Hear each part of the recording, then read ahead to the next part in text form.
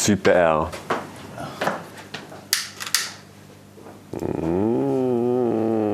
Yeah. 2, 25.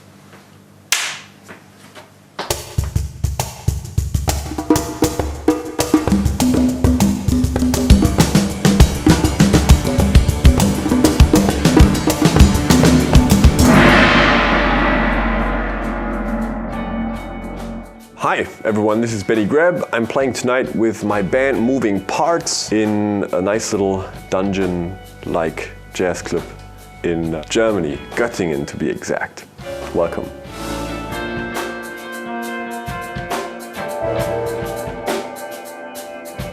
Drumming for me personally is just the instrument that's closest to me. I started with playing trumpet before I played the drums, but drums were always like my instrument. And it's just my way of expressing myself. Sometimes I feel I can express myself better through drums than through words, but it's just very near and dear to my heart.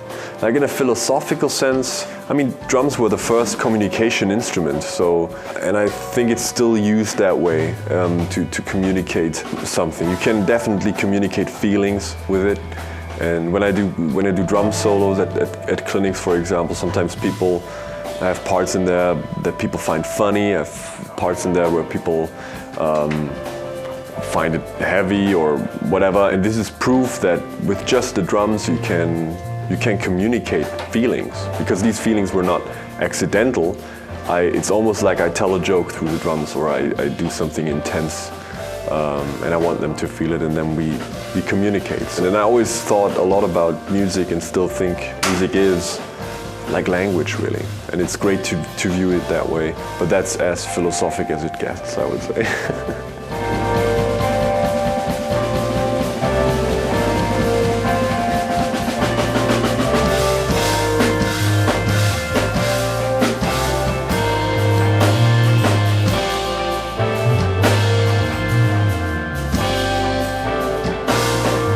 I mean, it's this knowledge of like, you could do a lot of things, you could do almost anything, but I think creativity comes from limiting yourself and then exploring what's in that space. So, of course, if you can play on a drum set, you can also play on a chair, or you can play with brushes on cardboard boxes and all that stuff, but I still come back to my favorite instrument and try what I can do with that, and that's very inspiring.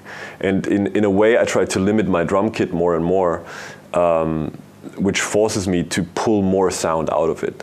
So there are always these two things. This knowledge of, oh man, there are so many possibilities, and on the other side, this framework that really forces you to be creative. So I don't feel that I have to depart too much from the drums. There's still so much to explore for me.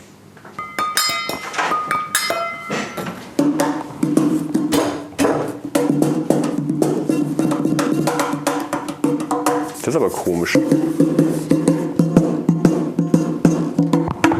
I always search for like nice sounds and nice rhythms, and they're really practically everywhere. So the boundaries, in some sense, when you ask about the boundaries, are the sounds of the instrument, but there are always more to do and more to explore than we sometimes maybe think.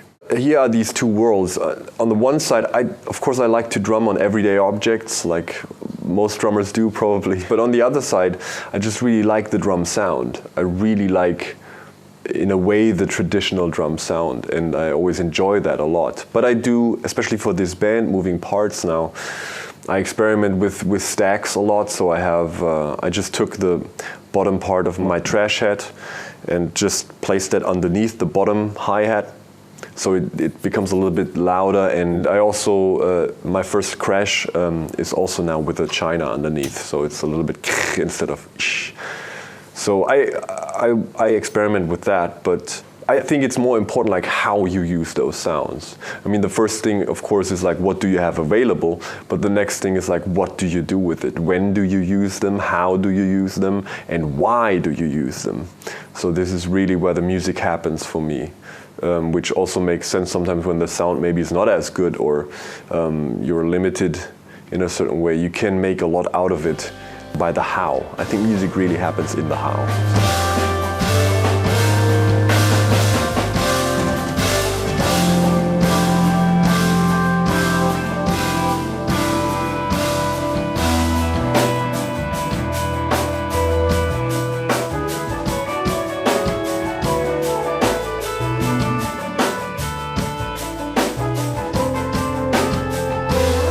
I think dynamic is one of the very underestimated aspects of drumming. I think we have the most dynamic instrument on the planet, maybe.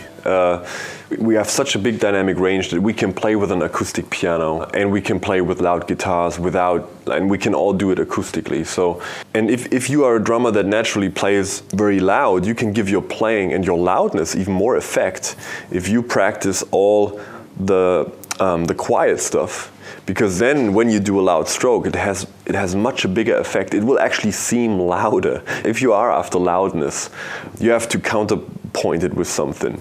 Like when someone tells you, hey, this is on a high building and this whole thing is very high, you know, this whole city is at a very high altitude. It's less striking as if you have the pure contrast of, oh, holy shit, this goes down quite a bit.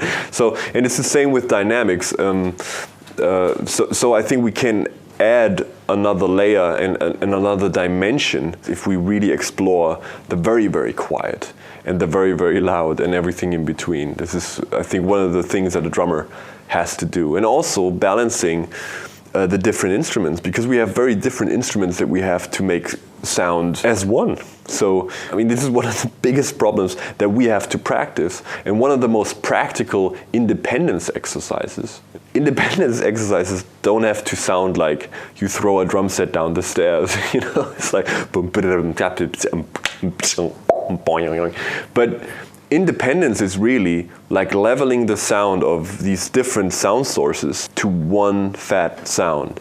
And that means you have to deal with that we have metal plates that we play and plastic membranes. And if you hit them at the same dynamic, they don't sound at the same loudness. You have to pull back on your motions and on your power when you play on cymbals to get a nice overhead sound that you then can compress and will sound nice and fat. And I think you really find it out if you record yourself a lot. I think that's very important, to just record yourself all the time and listen.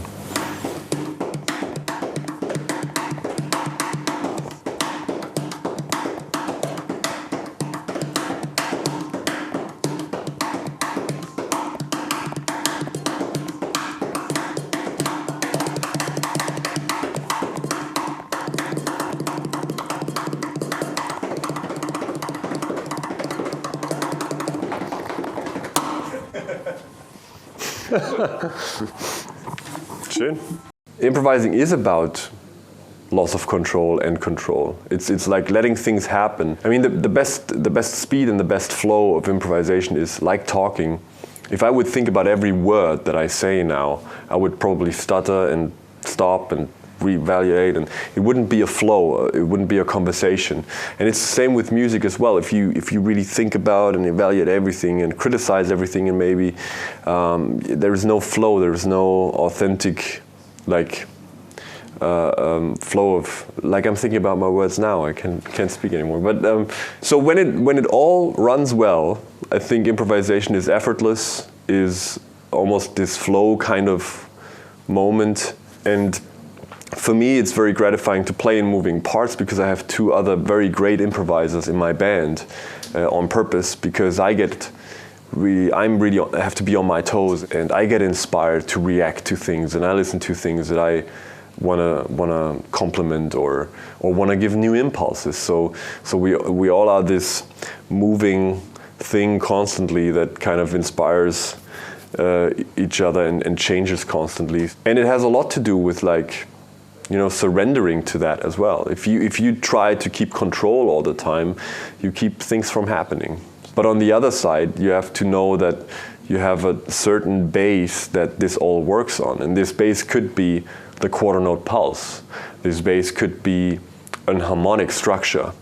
But there is a certain framework. But sometimes we even break that off, you know. Sometimes we even go to a different tempo. But I always like to have some kind of structure or some kind of guidelines, because then it's also easier for the people to follow it. And one of these super weapons is repetition. If you just try, if you have new ideas constantly and you don't repeat them, no one can follow you. It's not like telling a story. If I would jump to different subjects all the time, you would say, like, he's a little bit more. And it's the same with drumming. Many drummers like jump from context to context all the time because they want to showcase different sides of themselves, which is understandable, especially in a drum clinic sense. But in a natural environment of music, it's just a weak statement then. You know, it's almost like contradicting yourself always. But improvisation is, I think, the most enjoyable thing to do as a musician, and the most enjoyable thing to watch for me as a visitor of concerts or as a music listener. And also, like, concerts make much more sense if it's improvised music, because you know that if not everyone is filming with their mobile phone, you know that we share this now and this is special. And they just do this for us, and we're in this together. And the audience sometimes, like, and the location and the day informs how that will run. And I think it makes concerts even more special if there's improvisation going on.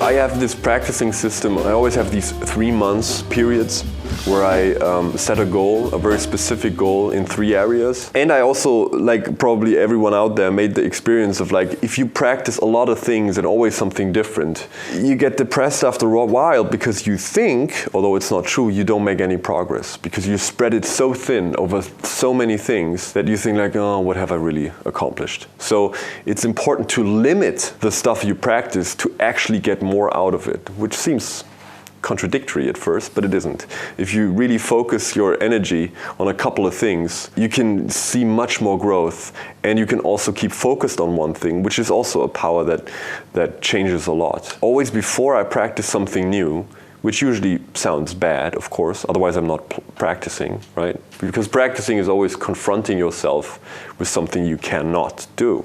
So it's a good question, like how often do you practice something that you can already do? Right?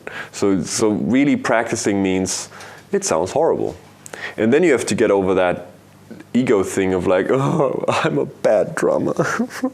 And go away from that and just accept it as a fact of practicing. Like, and that will never stop. It's not a sign that you are a bad drummer, or that you're not talented, or that you were born in the wrong country, or whatever you can think of to justify, like, oh my God, yeah, this fits. It's like, no, this is just a sign that you're making progress. Before I practice it, I make a recording of that, and then when I'm finished with practicing, I make a recording of that. So after every practicing session, I want to have, do you know those dietary drinks when you want to lose weight, when there's a miserable guy like with a big belly being like, oh, looking totally miserable, and then the same guy next to him looking happy and fulfilled and thin and slim and smiling, and these before and after pictures. I want to have that before and after every practicing session. And even if after 15 minutes maybe that I had time, or maybe half an hour, or maybe 2 hours that I have time, I may not be at my goal. I may not be where I want to be. But I still know that I made progress, and that is important. So I always want to have the before and after recording that I then compare. And the other thing is, people always say, oh, you have to be very disciplined, and even if you don't want to practice, you have to practice, and how many hours. The thing is, if you really show yourself your progress, discipline becomes obsolete. Because then you don't have that why question a lot. Discipline gets lost and motivation gets lost if you have that why question. Why should I practice this anyway? Why should I practice at all? And if you answer that question constantly with proof that you made adjustments and progress, it's much easier, or it's much more fun to practice. But I think most of the time we don't use what we actually have. I once read that like only 10% of all books that are being sold on the planet get read past the first chapter. And I think with drum books, the statistic would be even lower. Like when it really comes to like how much people really work through all the stuff. Like how many drum books do you have that you didn't work through, or even didn't like work half of it through? And so you have a lot of material already, and you have a lot of ideas, and you have a lot of things that you know you could improve, but maybe you don't do it. So the question is really, what can you do to use what you know and not only like get more to know and what you should do and stuff. So I think it's very cool to just sit at your instrument and think about what you have and so how you can get the most out of it. It's usually not a new technique, or sometimes it's just an idea or a little bit of time that leads to a breakthrough.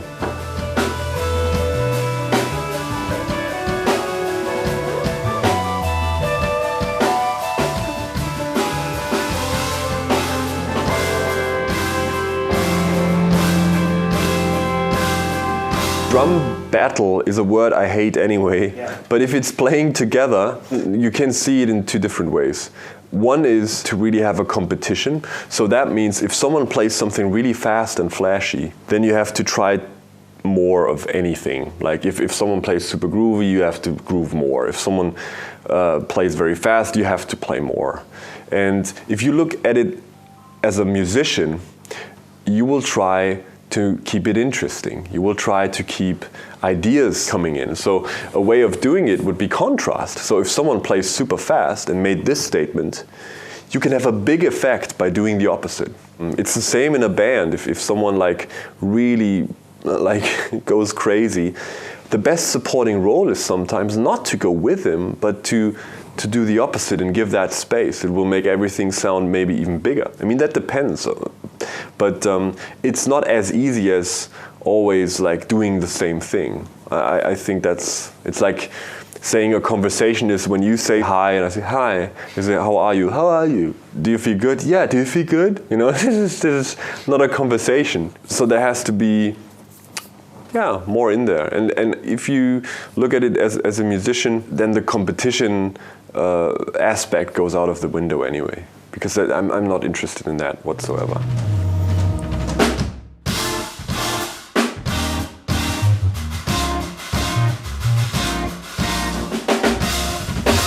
All right, I enjoyed this time spending with you. I hope you found it interesting, entertaining. Hope to see you soon on the road, hopefully, or meet you sometime in person. And have fun.